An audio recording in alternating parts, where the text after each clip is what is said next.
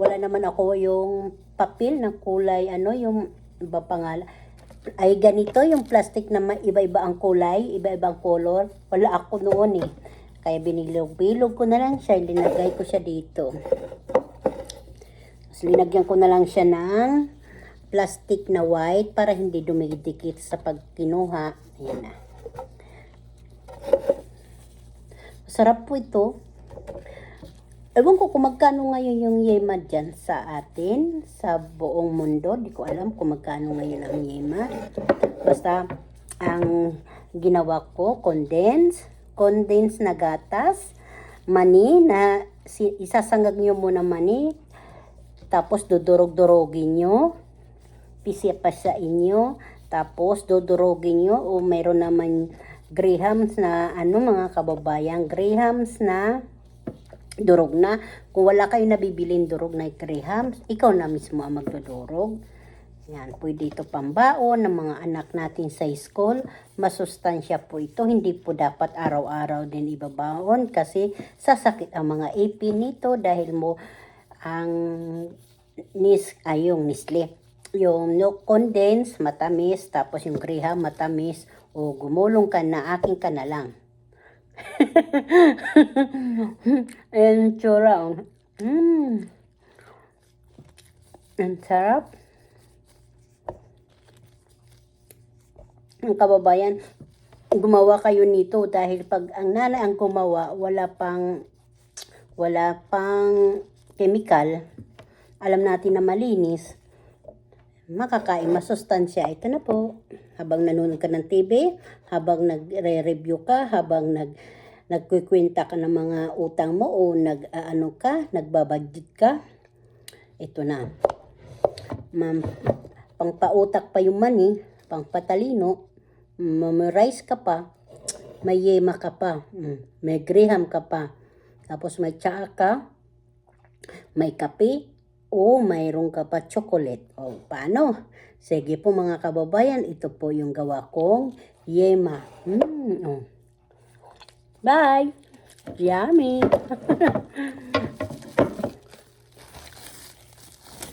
Basta wag ka mawawala ng ganito ha, pag kayo ng yema para hindi dumikit dito. Diba? Wala ka nang hugasan. Malinis pa. Charot!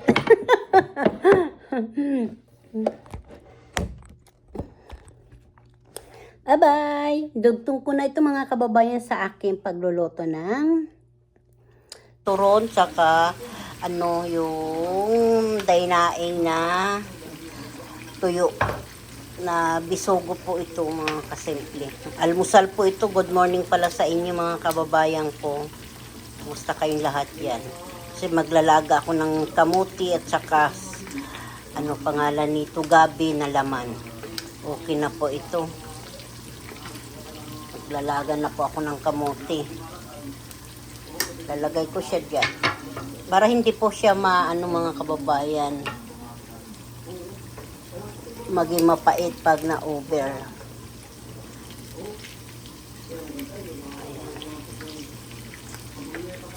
Masarap po ito mga kasimple na mayroong kakanin na mainit-init. Tapos kamatis.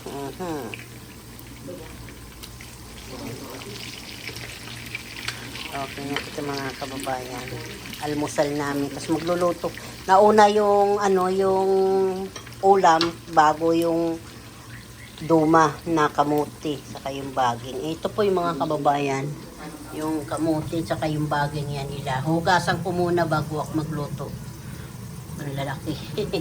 Lalagay ko na sa kaldero. Dalawa lang yung kamuti. Okay na po. Kasimple, mga kananay, ito po yung ulam ko. Sardinas na may miswa. Hapunan na po ito mga kababayan.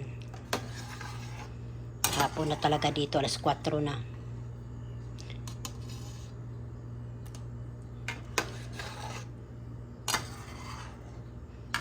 Okay na ito sabaw kasi lalaki pa yan. Kukupos pa yung sabaw na yan. Di ko na siya dinurog-turog yung sardinas. Ito ganitong sardinas din dito sa Amerika. Kulay pula po ito.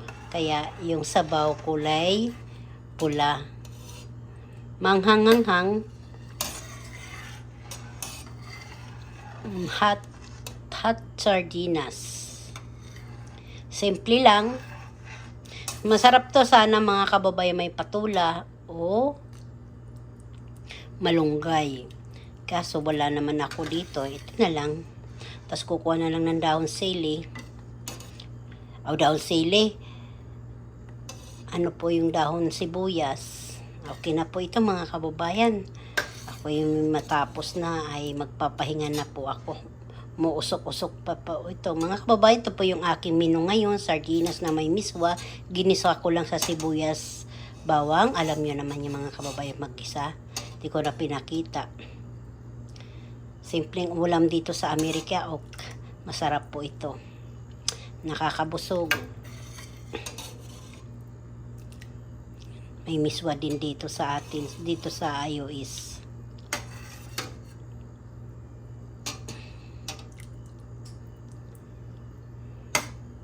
Tapos yung kanin mo sinangag o bagong init o mainit pa talaga galing sa sinaing mong. Kaso sinaing ko kanina pantanghali, iinit na lang nila yan. Ay siya, sige na po mga kababayan, pinakita ko lang ang aking ulam dito sa aking pamilya, dito sa Amerika, sardinas na may miswa. Ay siya, okay na po ito, tatakpan ko na po ito para po hindi siya masyado. Yan, okay na po yan, na-off na po na yung kalan. Kain tayo mga kababayan. Hapunan. Ito, ang hapunan na namin. Yung natira kanina, tapos ito naman yung miswa na linuto ko na may sardinas. Ito naman po yung kamote panghimagas namin ng mister ko. Maya-maya pag nanonood ng TV, mainit. Tapos yan, linagaan ko ng itlog. Tapos yung maya-maya nung holiday pa to, yan na natira yung ginawang sinigang, isang buntot. Ay sayang, hindi ko tinapon, maya-maya yan prinito ko, sinabay ko sa daing. Ayan yung daing. 4 yan, isa natira nganin, 3 na lang natira. Ito to po, yung habang nagluluto po ako, ito na lang natira, 2 piraso pipino. Paano po mga kababayan, yan po yung aking hapunan ngayon. Kain po tayo. Ito yung aking pinggan. Tapos tsaa na mayroon yan, ano po yung dilaw na luya. Siya. Kasi pagkape hindi ako makatulog. Paano po mga kababayan, kain po tayo. Yan. Pangmasang ulam. Kayo ba kumakain nito? Kain na tayo. Hay siya. Ito ang aking paborito. Simpleng pagkain. Pero masustansya. Itlog na may tauge. Maya-maya na prinito ko. Ito naman tauge na mayroong kamote. Pangalan nito? Dry na tuyo na dinaing. Itlog. Tapos ito, bahala na ito yung anak ko sa mister ko. Pero yung anak ko hindi naman kumakain yan. Ito ang paborito niya, sardinas na may miswa. Natuyo nga, Tapos yung sardinas. Sarap, nakakagutom na nga. Siguro, ito na lang yung kamuti o Titikman ko muna yung gabi.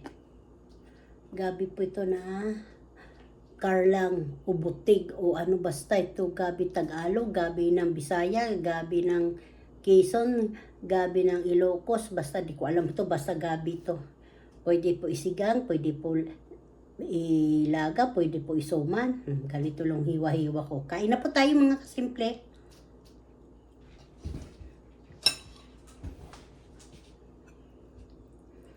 Tapos sabayan natin ng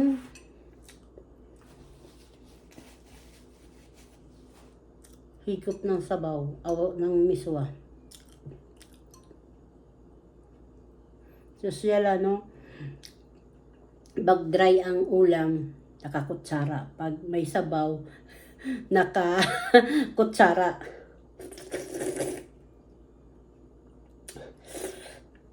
Hirap naman ito kamayin mga kababayan. Kain po.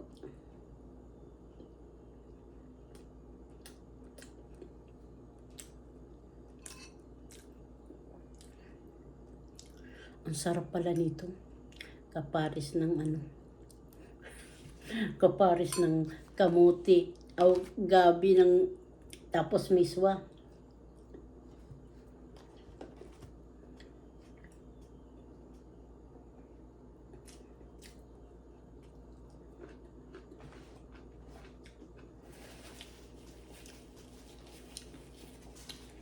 Yung kababayan, masarap yung ano, yung pepino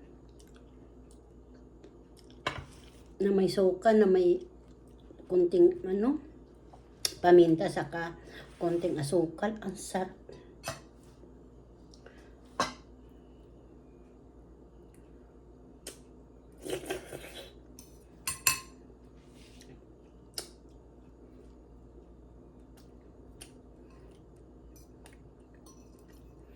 Kain tayong lahat dyan.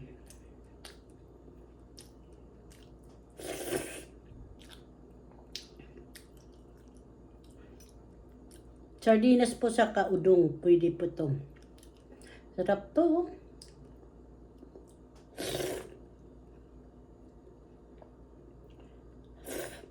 Parang rice din to. Kain po.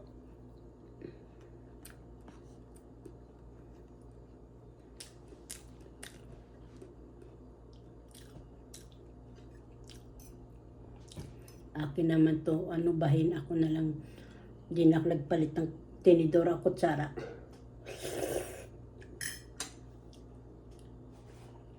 Grabe. Ang sarap. Kung kababayan, hindi na ninyo na nakita yung aking dinaing. Ito mga kababayan, dahil pag hindi maubos, masarap din po yung gawin, ano, maggata ka ng halo-halo, laswang, tapos halo mo ito, ibabaw mo ito, sarap po ito.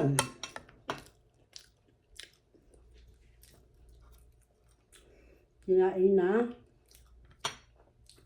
pangalan ito, bisogo.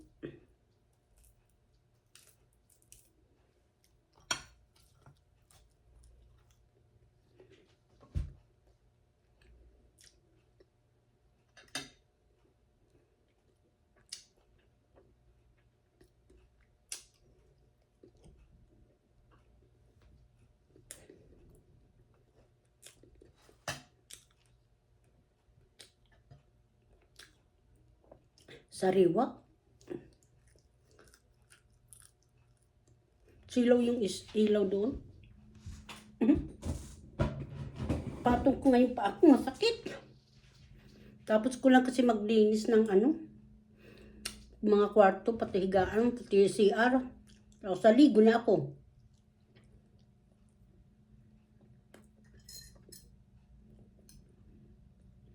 Papakita ko sana, kaso lobat naman ang cellphone ko.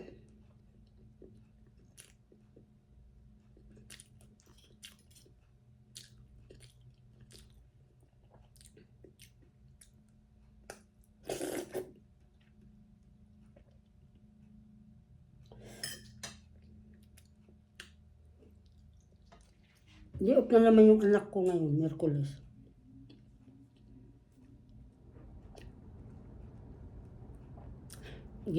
Dininisan na naman yung sasakyan niya. Yung kamuti dito sa US, ang ganda. Parang itlog yung gitna ng itlog.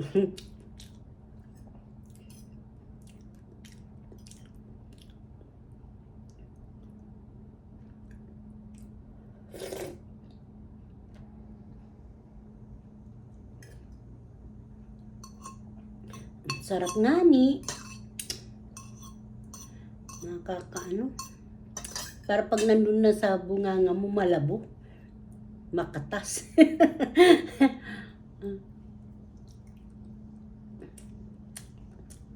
Ganina po madaling araw ang alis ko.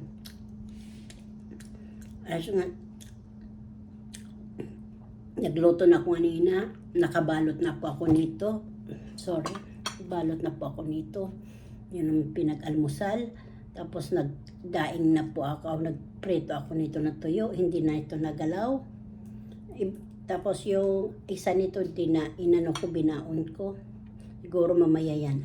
Gagawin ng mister ko. Itlog lang linagang kinain niya sa kayong sinangag na kanin.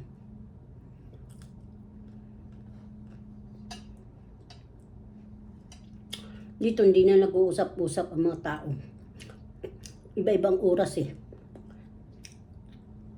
Swerte pag sabay-sabay ang sa day off. Yan, sabay-sabay naman sa labas. Pupunta sa labas. Kwentuhan, kainan. Yan, hindi na yan gigising yan sila. Pag dumating kakain na lang yan sila.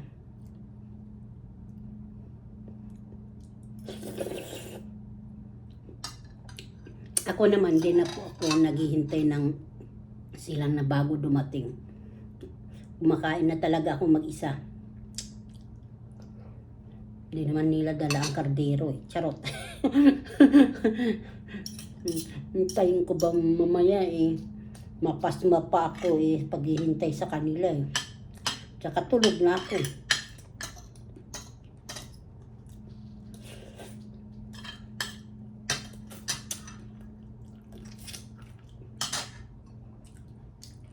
Ubusin ko na ito para gana din to mga kababayan yung pipino sa katawan.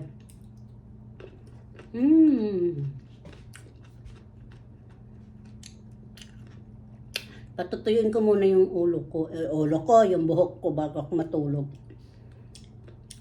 Magko-comment muna ako sa mga manonood muna sa mga paborito kong vlogger sa Pilipinas. Watching mga kababayan, watching yung nagmamahal ka simpleng buhay USA, tapusin ko na dito ang aking video. Marami pong salamat.